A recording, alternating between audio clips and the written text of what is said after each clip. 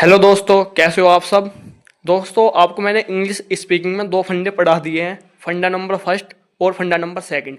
तो आपको मैंने ये बताया था कि उसका यूज कैसे करना है। ठीक है, उसके हिंदी वाक्यों क्रियाओं के अंत में ता है, ती है, ये सब देखने को मिलते हैं।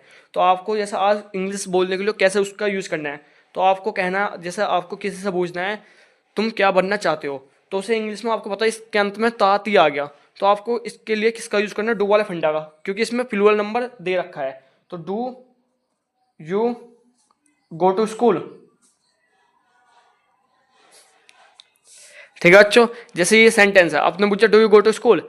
ठीक है, इसका मतलब क्या है, क्या तुम स्कूल जाते हो। ठीक है बच्चों, तो अब आपको यस आंसर देना, yes I go to school, yes I go to school. अगर नहीं जाते तो नो में आंसर देने के लिए I don't go to school. ठीक है बच्चों, अब देखो, अगर क्या से शुरुआत हुई तो डू से ही स्टार्ट करो, क्या तुम। ठीक है बच्चों, पर अब बात है हमारी, अब अगर आ जाए बीच में क्वेश्चन वर्ड आ जाए तो उसकी इंग्लिश पहले लिखते हैं बच्चों। जैसा आपको पूछ लिया तुम क्या बनना चाहते हो, क्या बीच में आ गया तो उसे शुरू में लिखो, what do you want to become. ठीक है, आपने किससे पूछा तो वो यस में आंसर देने के लिए क्या कहेगा, आई वांट टू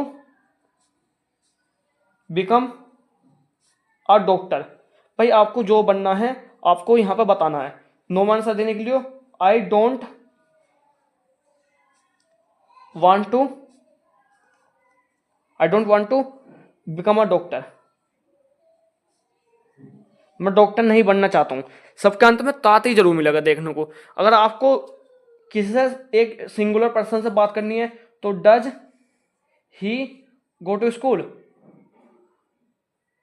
क्या भाई स्कूल जाता है, तो यस में आंसर देने के लिए yes he goes to school.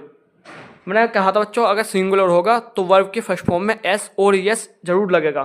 तो सिंगुलर है, सब्जेक्ट हमारा, गो के पीछे ओ आ रहा है तो यस जरूर लगा, ही गोज टू स्कूल। अगर भाई स्कूल नहीं जाता तो नो में आंसर देने के लिए he doesn't go to school. ठीक है बच्चों, तो आपको ऐसे इंग्लिश स्पीकिंग में बात करनी है। ठीक है बच्चों, आपको कहना है do you go to school, yes I go to school. Do you play cricket, yes I play cricket. आपको ऐसे इंग्लिश में बात करनी है। और ना समझ आए जरूर कमेंट में बताया करो बच्चों। अगर आप देखो बच्चों, एक बात समझो यहाँ पर आप, अगर तुम मुझे कमेंट में नहीं बताओगे तो मैं कैसे बता सकता हूँ आपको क्या समझना है। और जितनी नॉलेज मेरे पास है मैं आपको ये बता रहा हूँ, तो थोड़ा आप इसका फ़ायदा उठाओ। अवेल द अपॉर्चुनिटी, ये एक अपॉर्चुनिटी है कि मैं आपको इंग्लिश सिखा रहा हूँ।